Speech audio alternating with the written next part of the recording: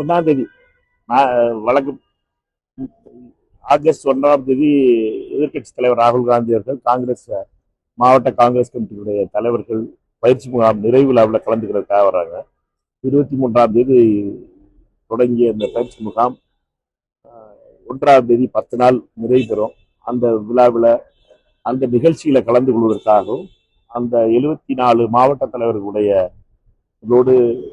ராகுல் காந்தி அவர்கள் உரையாற்றுவதற்காக 1ஆம் தேதி ராகுல் காந்தி அவர்கள் அதெல்லாம் உங்களுக்கு நாளைக்கு சொல்லிடுவோம். பயிற்சி முகாமுக்காக வராரு. பயிற்சி கட்சி போல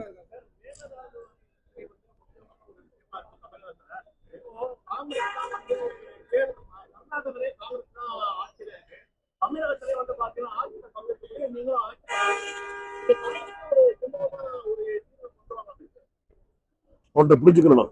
எல்லா தேசிய கட்சிகளுக்கும் உள்ள அதே பிரச்சனை காங்கிரஸ் கட்சிக்கு இருக்கு. தேசிய கட்சிங்கிறது என்ன அப்படின்னா 2 மாநிலங்கள்ல கட்சி இருக்கும், இந்த 3 மாநிலங்கள்ல கட்சி இருக்கும். அந்தந்த மாநிலங்களுடைய பிரச்சனைகளை அந்தந்த மாநிலத்தினுடைய காங்கிரஸார் முன்னிறுத்துவாங்க. மாநில கட்சிகளுக்கு அந்த பஞ்சாயத்து கிடையாது. எங்களுக்கு கிளைகள் எங்கும் இல்லை இப்படின்னு சொல்லிட்டு கதையை முடிச்சிடலாம். ஆனா தேசிய கட்சிகளா இருக்க காங்கிரஸா இருந்தாலும் சரி, மார்க்சிஸ்ட் கம்யூனிஸ்ட் கட்சியா இருந்தாலும் சரி, பாஜகவா இருந்தாலும் சரி, எங்கெல்லாம் மற்ற இடத்துல கட்சிகள் இருக்கோ அந்த இடத்துல அந்தந்த மாநிலத்துக்குள்ள அவர்களுடைய பார்வையை தான் அந்தந்த மாநிலத்துக்காரர்கள் பார்ப்பாங்க. இப்ப கர்நாடக மாநிலத்தை பொறுத்த வரைக்கும் கர்நாடகத்தில் இருக்க பாஜக காரர்களும் காங்கிரஸ்காரர்களும் அவர்களுடைய பிரச்சனையை தான் பாக்குறாங்க. தமிழ்நாட்டினுடைய காங்கிரஸ்காரர்கள் நாங்க என்ன சொல்ற மாட்டோம், மேகதாது கட்டக்கூடாது, நமக்கு தண்ணி கொடுக்க வேண்டியதை கொடுக்காத இந்த அரசு கர்நாடக அரசை கண்டிக்கிறோம். இதுல காங்கிரஸ் அரசு கிடையாது, இது கர்நாடக அரசு. கர்நாடகத்தில் இருக்க பாஜக காரர்களும் காங்கிரஸ்காரர்களும் சேர்ந்து டி.கே. சிவகுமாரா இருந்தாலும் சரி, எடியூரப்பாவா இருந்தாலும் சரி, ஏன் முன்னாள் பிரதமரா இருந்த தேவகவுடாவா இருந்தாலும் சரி, எல்லாரும் சேர்ந்து ஒன்னா முடிவு பண்றாங்க. தமிழ்நாட்டுக்கு மேகதாது கட்டணும், தமிழ்நாட்டுக்கு தண்ணி, கர்நாடகத்துக்கு தண்ணி வேணும். இதை நம்ம காங்கிரஸ் கட்சியை பொறுத்த மட்டும் நாங்க எல்லாரோட சேர்ந்து இதை எதிர்க்கிறோம். தமிழ்நாட்டுக்கு நியாயம் வரணும், அதற்காக நாங்க என்ன போராடணுமோ அது போராடுவோம். பாராளுமன்றத்திலையும் எல்லா கட்சிகளும் 6 கட்சிகளுடைய தலைவர்களை கூப்பிட்டு முன்னாள் உள்துறை அமைச்சர் திரு ப. சிதம்பரம் அவர்கள் இருந்தாங்க. அதுல நாங்க எல்லாரும் சேர்ந்து நம்ம தமிழ்நாட்டினுடைய நலனுக்காக நம்ம அடுத்த நிலை என்ன எடுக்கிறதுக்காக முடிவு பண்ணிருக்கோம். இதுக்கு நடுவில் தமிழக முதலமைச்சரும் கர்நாடக முதலமைச்சரும் சந்திக்க போறதா தகவல் வருது. சந்திச்சுட்டாங்கன்னா அதுக்கப்புறம் நாங்க என்ன பண்ணணுங்கிறத காங்கிரஸ் கட்சியை பொறுத்த மட்டும் உங்களுடைய தெளிவா இருக்கு. நான் முடிச்சுக்கிறேன். அற்புத டாக்டருக்கு வருவான்.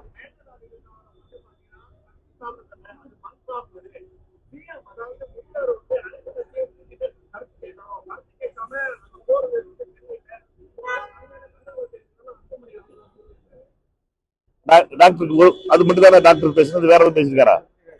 நிறைய பேசிருப்பாரு.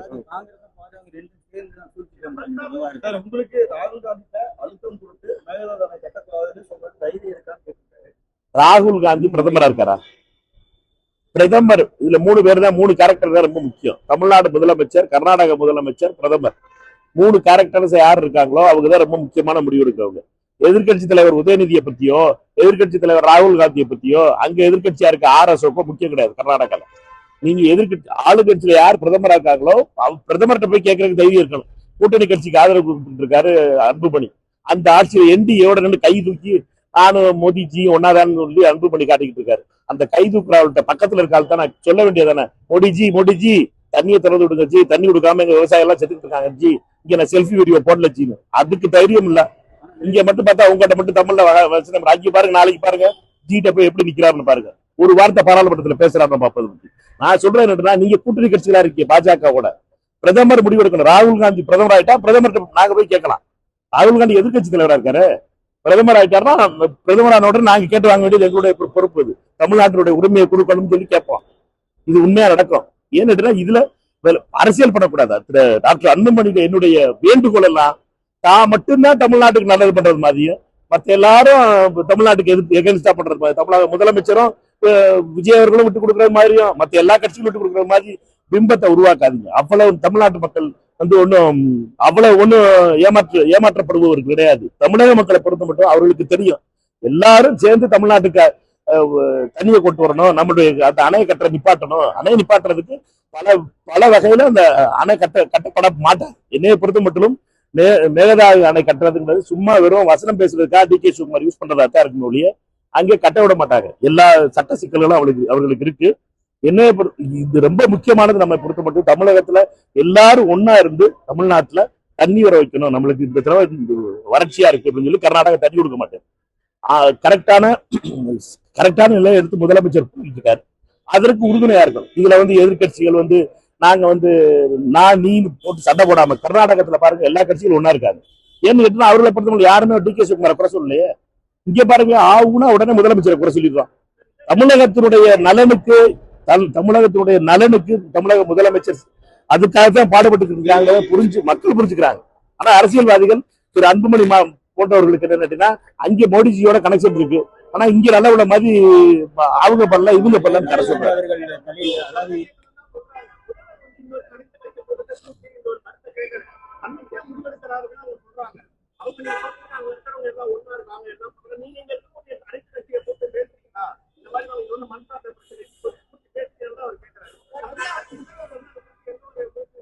நீங்க ரெண்டு விஷயத்த புரிஞ்சுக்கிறீங்க. தமிழக முதலமைச்சரை பொறுத்த வரைக்கும் திரு அன்புமணி அவர்கள் சமீபத்தில் சந்திக்காம இருந்தாரா? சமீபத்தில் நீர்ப்பாசனத்துறை அமைச்சரை போய் பார்க்காம இருந்தாரா? சொல்லுங்க. பார்த்தார்ல, வீடியோ போட்டார்ல, போய் 4 மணி நேரம் பேசிக்கிட்டு இருந்தோம் சொன்னார்ல. ஆதவர்ஜுனும் மாண்புமிகு அமைச்சர் ஆதவர்ஜுனும் குஷி ஆனந்த் கீழே திரு ஆனந்த் அவர்களும் கீழே ரிசீவ் பண்ணி என்னை கூட்டிட்டு போனாங்க. நீர்வளத்துறை அமைச்சர் கதை சொன்னாரா இல்ல? நீங்களும் தானே கேட்டுக்கிட்டு இருக்கீங்க. அப்புறம் என்னட்டா கூட்டம் போடணும். நீங்க உங்களுடைய கருத்தை சொல்லிட்டீங்க. நீங்க என்ன பண்ணணுங்கிறது தமிழக முதலமைச்சரை பொறுத்த மட்டும் அவருடைய அப்ரோச் இதுல வேற மாதிரி இருக்கு. அவர் என்ன நினைக்கிறாரு? பேசி பார்ப்போமேன்னு நினைக்கிறாரு. பேசி பார்க்கறதுல ஒன்றும் தப்பு கிடையாதுன்னு நினைக்கிறாரு. இது வரைக்கும் பேசாத நடக்கல. எம்ஜிஆர் பேசியிருக்காரு, ஜெயலலிதா அம்மா பேசியிருக்காங்க, கலைஞர் பேசியிருக்காரு, எல்லாரும் பேசியிருக்காங்க. அந்த முயற்சி அவருடைய பார்வையில அது நடக்குது. சட்ட ரீதியா நம்மை பொறுத்த மட்டும் தமிழ்நாட்டுக்கு தான் நியாயம் கிடைக்கும். தமிழ்நாட்டு கொஞ்சம் லேட்டானா கூட நம்மளுக்கு தான் நியாயம் கிடைக்கும். தண்ணி திறந்தா விட்டாங்க கர்நாடகா. எவ்வளவு சீன் கர்நாடகாவில் அரசியல்வாதிகள் போட்டாலும் சரி, தமிழ்நாட்டுக்கு கிடைக்க வேண்டிய தண்ணீர் வந்துதான் ஆகும். அதுல யாரும் தடுக்க முடியாது. ஆனா என்ன பிரச்சனை டிலே ஆகிட்டு இருக்குங்கிறத நம்முடைய பிரச்சனை. அதுக்காகத்தான் பாராளுமன்றத்தில் நாங்க அதுல நாங்க வலியுறுத்துறதே என்னன்னு கேட்டீங்கன்னா, எங்களை பொறுத்த மட்டும் தமிழ்நாட்டுக்கு நியாயமா கிடைக்க வேண்டிய தண்ணி வந்தாகணும். நியாயமா நம்மளுக்கு கிடைக்க கேட்கணும். கூட 1 லிட்டர் கூட கேட்கல. நியாயமா கிடைக்க வேண்டியது. அதுக்குள்ள சகோதரர் அன்புமணி மாதிரி ஆளுநர் கேட்டா அவர் மட்டும்தான் தமிழ்நாட்டுல காவிரியில தண்ணி கொண்டு வர்ற கங்கை கொண்ட சோழன் மாதிரி நான் மட்டும் தான் இருக்கேன் அப்படிங்கிற மாதிரி நினைக்காம எல்லாரும் அவரவருடைய முயற்சியை பண்ணிக்கிட்டு இருக்காங்க. எல்லாரும் மேலே பழி போடுறத அவர் நிறுத்தி சொல்லுங்க. அன்புமணி ஒரு வரி சொன்னா கூட்டணி விட்டு நான் விலகிறேன். டெல்லியில போட்டு இருந்தேன் வீடியோ. இங்க தமிழ்ல கேள்வி கேட்டு என்னப்பா நான் சொல்றேன் என்ன, போய் மோடிஜி நான் பேர் ஃபிளைட் டிக்கெட் பிடிச்சி போடார்ல, எல்லாரும் பார்லிமெண்ட் பிடிச்சி வந்துகிட்டு இருக்கான். அவர் மட்டும் இன்னைக்கு ஃபிளைட் ஏறி இருக்காரு. நாளைக்கு கடைசி நாள் பார்லிமெண்ட். போய் மோடிஜியை பார்க்க சொல்லுங்க. மோடிஜி என்ன பார்க்க மாட்டேன்னு சொல்லப்பா ராஜ்யசபால இருந்துட்டு கேட்க சொல்லுங்க. கேட்டு மோடிஜி லெட்டர் கொடுக்க சொல்லுங்க. கேட்டா எங்களுக்கு ஆதரவு தரலனா, எங்களுக்கு தண்ணீர் கொடுக்கலன்னா நான் ஆதரவு வாபஸ் சொல்லுன்னு சொல்லி லெட்டர் டைப் படிச்சு காட்ட சொல்லுவோம். உங்ககிட்ட கொடுக்க முடியுமா? அவருக்கு கொடுக்க மாட்டார்ல. வசனம் மட்டும் சொல்லுவார். ராகுல் காந்தி சொல்லணும். ராகுல் காந்தி எதிர்கட்சி தலைவர். ராகுல் காந்திக்கு அவருக்கு ஆகாது. இவர் எழுத்து பாஜகவோட இருக்கவர் அன்புமணியோட உறவு பாஜகவோட 2014 ஆரம்பிச்ச உறவு. இது நாள் வரைக்கும் பாஜகவோட. ஏன் CBI case, medical seat case, Indore கேஸ்க்கா பெண்டிங்ல வச்சிருக்காங்க. அதை முடிக்கவே மாட்டாங்க. 12 வருஷமா அந்த கேஸ் ஓடிக்கிட்டு இருக்கு. பிரச்சனை என்ன, இவர்களை பொறுத்த மட்டும் அந்த கேஸ் பற்றி பயமுறுத்தி இருக்காங்க. அதனால பாஜக கேஸா பேச மாட்டேன். நான் சொல்றதெல்லாம் என்னட்டா, நான் இதை பத்தி அவரை பத்தி எதுவுமே பேசாம தரேன். தேவையில்லாம காங்கிரஸ் இருக்கிறதும் தேவையில்லாம ராகுல் காந்தி இருக்கிறதும் பண்ணாருன்னா உண்மையெல்லாம் வெளியில வரும். அதனால மற்ற மாதிரி காங்கிரஸ் பார்த்துட்டு போற காங்கிரஸ் எல்லாம் கிடையாது. திருப்பி கொடுப்போம். எந்த மொழியில அவர் பேசுறாரோ அந்த மொழியில.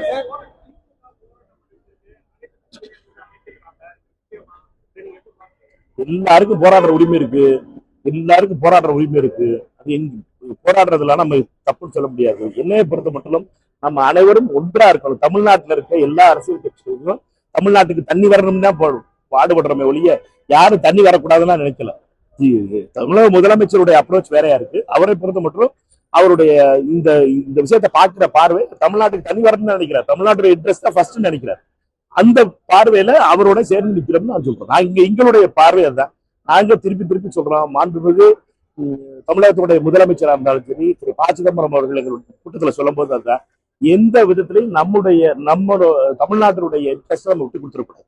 தமிழ்நாட்டுக்குரிய உரிமை வாங்கணும். அதற்கான அடுத்த வாரம் நாங்க திருப்பி 21 நாடாளுமன்ற உறுப்பினர்களும் சென்னையில திருப்பி செவ்வாய்க்கிழமை அன்னைக்கு பார்க்க போறோம். பார்த்து நாங்க அடுத்து என்ன முதலமைச்சருடைய சந்திப்பு முடிந்ததுக்கு அப்புறம் நாங்க என்ன நிலை எடுக்கிறோங்கிறத முடிவு பண்ணுவோம். சென்னை வரக்கூடிய ராகுல் காந்தி முதலமைச்சரை சந்திப்பதற்கு வாய்ப்பு கட்சி பொறுப்புக்காக கட்சிகளை பயிற்சி முகாமுக்காக வர ராகுல் காந்தி அவர்களை பொறுத்த மட்டும் கட்சியினுடைய மாவட்ட தலைவர்களோடு ஏறக்குறைய 6 மணி நேரம் அவருடைய நிகழ்ச்சி அதுல இருக்கு. அதனால எங்களை பொறுத்த மட்டும் இது ஒரு கட்சி நிகழ்ச்சியாக பார்க்கிறோம். கர்நாடகாவுக்கு போற விவகாரம் இருக்கு இல்லையா, இங்கிருந்து பேச்சுவார்த்தை போறாரு முதலமைச்சர். அது கடும் எதிர்ப்புகளை கிடைக்க எல்லாரும் எதிர்ப்புகள்லாம் பேசுறாங்க. மற்றதுக்கே நம்ம பெற்ற உரிமைகள் எல்லாமே இப்ப அடகு வைக்கிற மாதிரி இருக்கு அப்படின்ற சொல்றாங்க. என்ன ஒரு பயணம் பண்றது? 2 விஷயத்த புரிஞ்சுக்கிறணும். நீங்க இது புதுசு கிடையாது. எம்ஜிஆர் காலத்திலே நடந்தது. அதுக்கப்புறம் ஆணையம் அமைச்சதுக்கு அப்புறம் ஜெயலலிதா அம்மையாரும் ஜெகதீஷ் ஷெட்டரும் பார்த்திருக்காங்க. பார்க்கறதுனால மட்டும் ஒரு நம்முடைய உரிமைகள் எல்லாம் விட்டு கொடுத்துருவோம் கிடையாது. நம்முடைய முதலமைச்சரை பொறுத்த மட்டும் அவர் அந்த முயற்சியை மேற்கொள்றாரு. நம்ம ஒன்றும் இந்தியா பாகிஸ்தான் கிடையாது. அது அவருடைய பார்வைங்கிறது என்னன்னா கர்நாடகத்தை கேட்டு பார்ப்போம் அப்படின்னு நினைக்கிறாரு. அந்த நினைப்புல ஒரு நல்லெண்ண அடிப்படையில போறத எல்லாத்தையும் நான் சொல்றதுதான் எல்லாரும் முதலமைச்சர் செய்யணும் அப்படின்னு சொல்லி பாக்குறதுங்கிறது என்னை பொறுத்த வரைக்கும் தவறு. சட்ட ரீதியா நம்ம பக்கம் நியாயம் இருக்கு. நமக்கு நியாயத்துல நம்ம பொறுத்த வரைக்கும் நமக்கு நீதி கிடைக்கும் நம்பிக்கை எனக்கு முழுசா இருக்கு.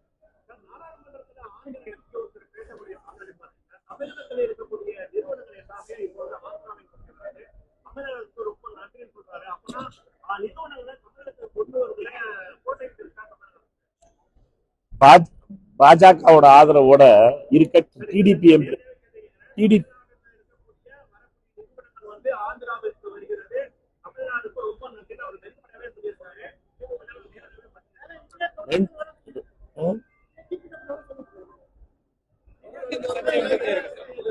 என்னன்னா அது பாராளுமன்றத்துல கிருஷ்ணா பேசினதெல்லாம் சொல்லிட்டு இருக்கீங்க. டிடிபி எம்பி அவர் நீ எல்லாத்தையும் எதிர்க்கிறோம்னு சொல்லி திமுக நாடாளுமன்ற உறுப்பினர் சொல்றதுக்காக நீங்க எல்லாத்தையும் எதிர்த்துட்டே இருங்க, எங்களுக்கு எல்லாம் வந்துகிட்டே இருக்குன்னு சொல்லி ஒரு ரைமிங்ல சொன்னதுப்பா. இன்னைக்கு காலையில முதலமைச்சர் 12,000 கோடி ரூபாய்க்கு இன்வெஸ்ட்மெண்ட்டுக்கு கையெழுத்து போட்டிருக்காரு. புதிய நிறுவனங்களோட இன்னைக்கு இன்வெஸ்ட்மெண்ட் வந்திருக்கு. அதனால நம்மளை பொறுத்த மட்டும் அவங்க சொல்லிக்கிட்டு இருக்கிறதுக்கெல்லாம் நம்ம பதில் சொல்லிக்கிட்டு இருந்தோம்னா டிக்டாக் வீடியோக்கெல்லாம் நம்ம சீரியஸா எடுத்தோம்னு வச்சுருக்கேன். பாராளுமன்றத்துல இருக்க 12,500 கோடி ரூபாய்க்கு இன்னைக்கு சைன் பண்ணிருக்காங்களே, அது பாத்தீங்களா?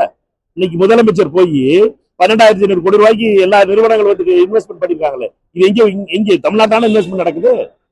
அதனால நீங்க டிக்டாக் வீடியோக்கெல்லாம் சீரியஸா எடுத்துட்டு பேசிக்கிட்டு வச்சுக்கோங்களேன். கிருஷ்ணா பேசுற பேச்சுக்கெல்லாம் நம்ம சீரியஸா எடுத்தோம்னா அது அவங்க டிடிபியோட எம்பி அவர் கதையை சொல்லிட்டு தான் இருப்பாங்க. ஆந்திரால அது நடக்குது இது நடக்குது நிலை இருக்கிற மாதிரி சொல்லிட்டு தான் இருப்பாங்க.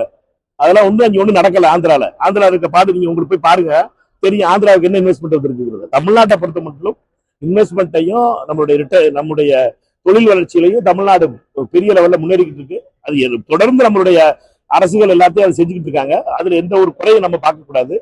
வேற யாராவது ஒரு ஆள் டிக்டாக் வீடியோ போட்டா அதுக்கெல்லாம் கேள்வி கேட்டீங்கன்னா நம்ம அதுக்கப்புறம் என்ன பண்ண முடியும்? சரியா பாப்பா.